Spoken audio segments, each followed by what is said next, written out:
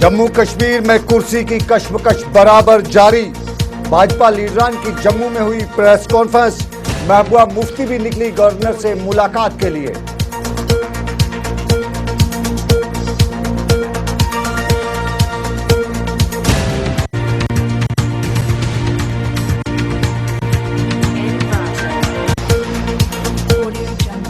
सलमान सोज को मुफ्ती सईद में नजर आई सियासत। कहा मुफ्ती ही निकाल सकते हैं इस भंवर से।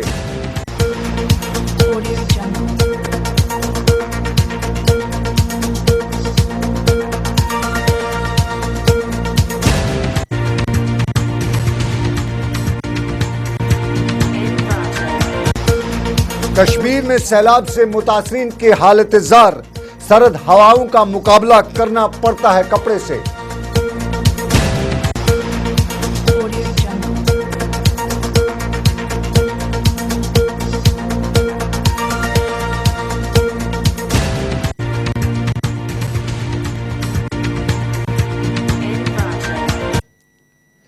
आदाब नाज़रीन, मैं हूं सनम एजाज। अभी तक की खबरें लेकर और अभी तक की बड़ी बड़ी खबरों में सबसे पहले जम्मू कश्मीर और जम्मू कश्मीर में कुर्सी की कश्मकश बराबर जारी है। और जहां भाजपा के सीनियर लीडर राम माधव ने अपने दूसरे साथियों समेत आज रियासती गवर्नर एन वोहरा से मुलाकात करके रियासत के ताज़ा तरीन सूरत-ए-हाल पर तबादला ख्याल किया, वहीं भाजपा ने जम्मू में आज एक प्रेस कॉन्फ्रेंस के दौरान यही जताने की कोशिश की कि वो ही असल में इस दौड़ के शाहसवार हैं।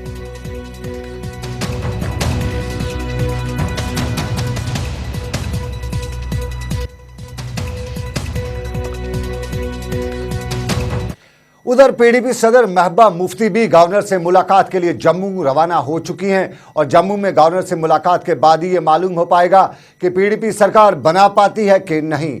जम्मू कश्मीर में किसकी सरकार बन पाती है ये तो वक्त ही बताएगा।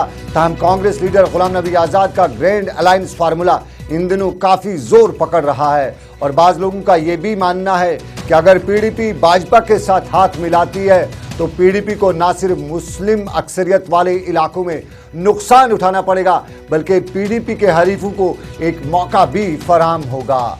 इस बीच कश्मीर वादी में जहां अक्सरियत पीडीपी और भाजपा गठजोड़ पर नाला दिखाई देती है, वहीं बाज लोग ये भी मान रहे हैं कि अगर जम्मू कश्मीर को तरक्की करनी है तो पीडीपी और बीजेपी यानी दिल्ली को साथ लेकर सबको चलना होगा।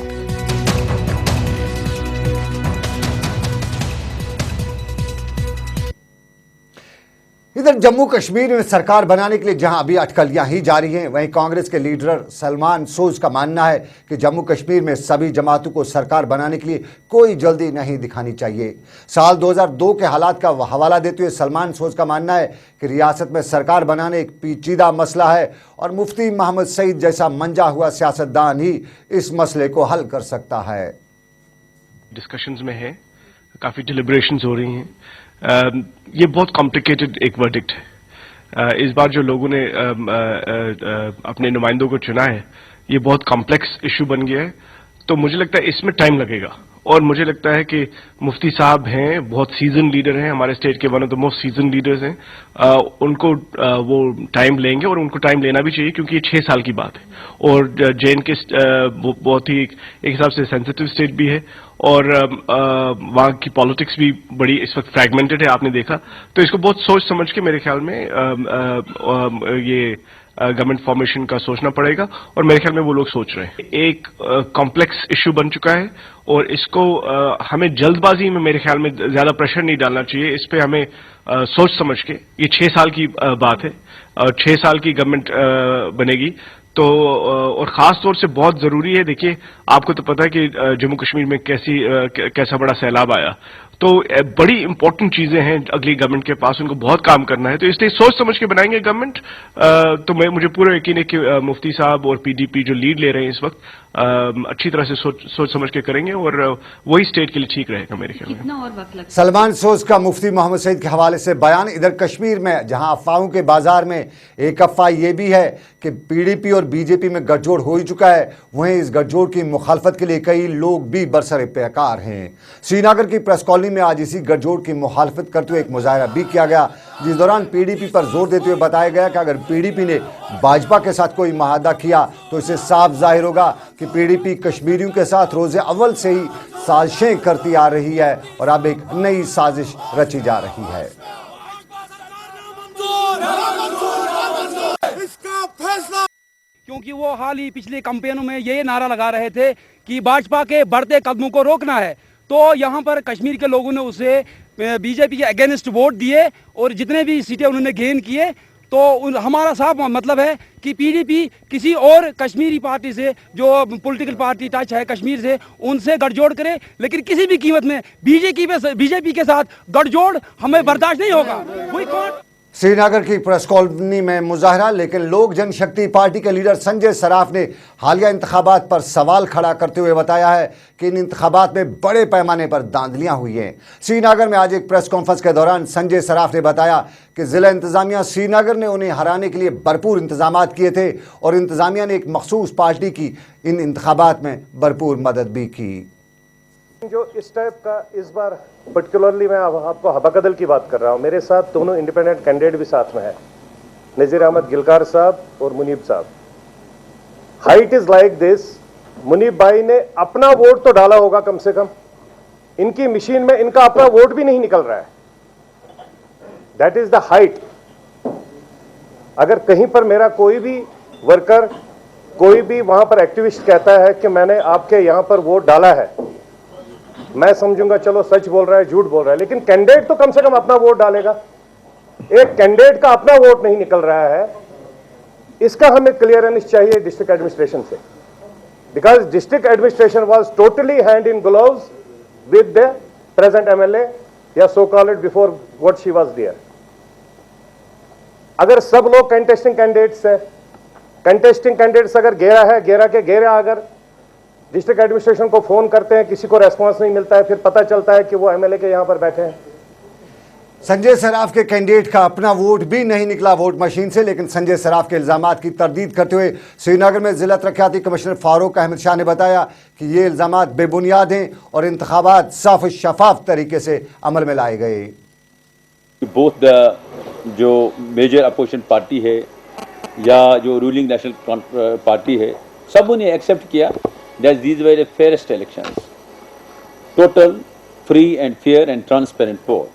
हमारी नोट्स में कोई ऐसी बात नहीं आई कि कहीं पर भी एडमिनिस्ट्रेशन का कहीं जो है इसमें कोई पार्शल जो है कोई था। Everybody was asked to be impartial और कहीं पार्शलिटी की बात ही नहीं है हमारी नोट्स में। ये बात नहीं, अगर आपको उन लोगों ने कहा है they should come to the RO और ऑब्जर्वर और द डिस्ट्रिक्ट इलेक्शन ऑफिसर, ऐसी कोई बात हमारी जो है नोट्स में बात नहीं है। आफ्टर द फाइनल नोटिफिकेशन जब एक इलेक्टोरल रोल बन जाता है, अगर उसके बाद तो डिलीशंस नहीं होती, लेकिन उसमें एक प्रोविजन है इलेक्शन कमीशन, मैं ये पहले कहूँगा जो हमारा ECI है इसकी एक अपनी शनाख्त है, हर एक चीज़ जो है वेल एक्सप्लेन्ड है और कहीं पर भी प्रोविजन नहीं है किसी अगर कोई गलत करे। मैं उसमें उसका हमने ASD लिस्ट बनाया था and we have stopped them. किसी ने वोट नहीं डाला जहाँ कोई किसी की डेथ हुई थी या किसी को कोई डुप्लीकेट था, तो हमने उसमें इमीडिएटली फौरी एक्शन किया। कहीं पर अगर कोई नहीं कहेगा आपको मोबाइल वोटिंग हुई, कहीं पर कोई बोगस वोटिंग नहीं हुई। जम्मू कश्मीर में कांग्रेस पार्टी के सीनियर लीडर और साबका वजीर पीरजादा मोहम्मद सईद ने बताया है कि RSS और शिवसेना जैसी जमातें जिस मुल्क में उभरी होंगी वहां फिरका परस्ती को फरोग मिलेगा। कोकरनाग में एक अवामी जलसे से खताब के दौरान पीरजादा सईद ने बताया कि जम्मू कश्मीर का इल्हाक महात्मा गांधी और जवाहरलाल नेहरू के मुल्क के साथ हुआ है और ये मुल्क एक सेक्युलर सोच रखता है।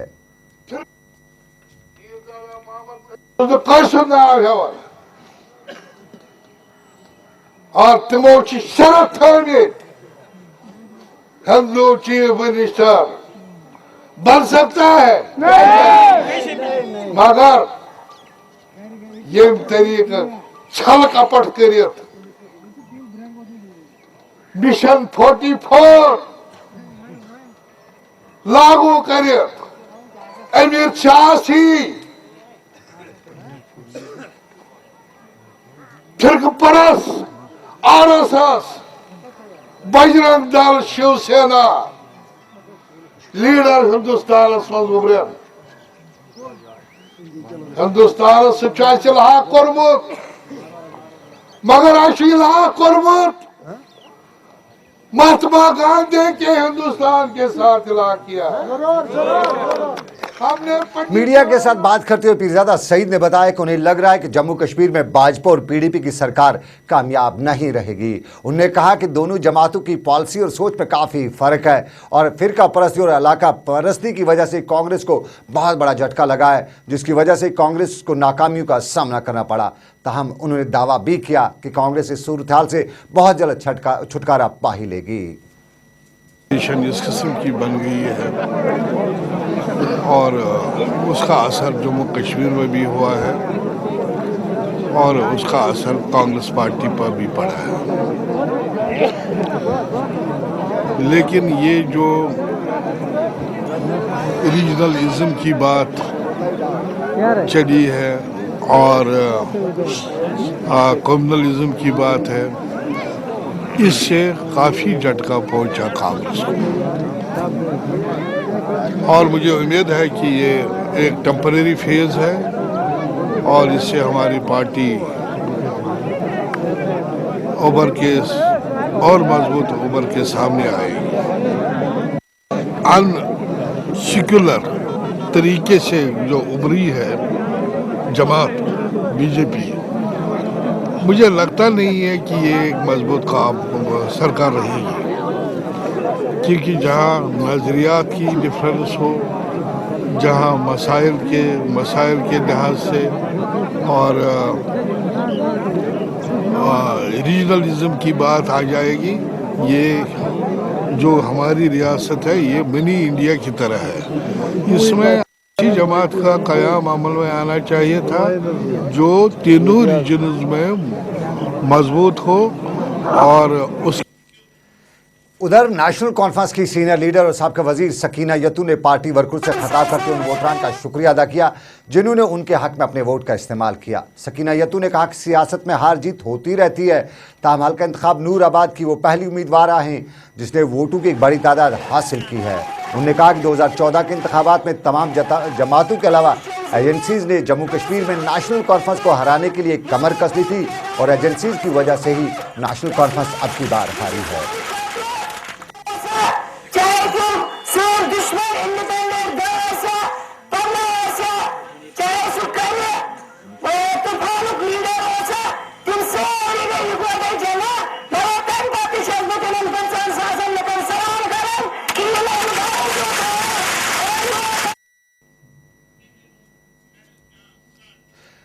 जम्मू कश्मीर में कुर्सी की कश्मकश जारी है। सभी सियासी जमातें इस कुर्सी को पाने के लिए कोशिश कर रही हैं। बयान दिए जा रहे हैं, जवाबी इल्जामात भी लगाए जा रहे हैं, लेकिन कहा यही जाता है कि जम्मू कश्मीर में अगला गठजोड़ कांग्रेस के साथ साथ पीडीपी और आज़ाद उम्मीदवारों का होगा। ये भी खबरें आ रही हैं कि बीजेपी और पीडीपी का गठजोड़ भी होगा और कुछ लोग ये भी कहते हैं कि नेशनल कॉन्फ्रेंस भी इस सारे में साथ मिलकर चलेगी। लेकिन नेशनल कॉन्फ्रेंस नहीं बल्कि कांग्रेस के सीनियर लीडर सैफुद्दीन सोज क्या कहते हैं जम्मू कश्मीर के हवाले से आपको दिखाते हैं।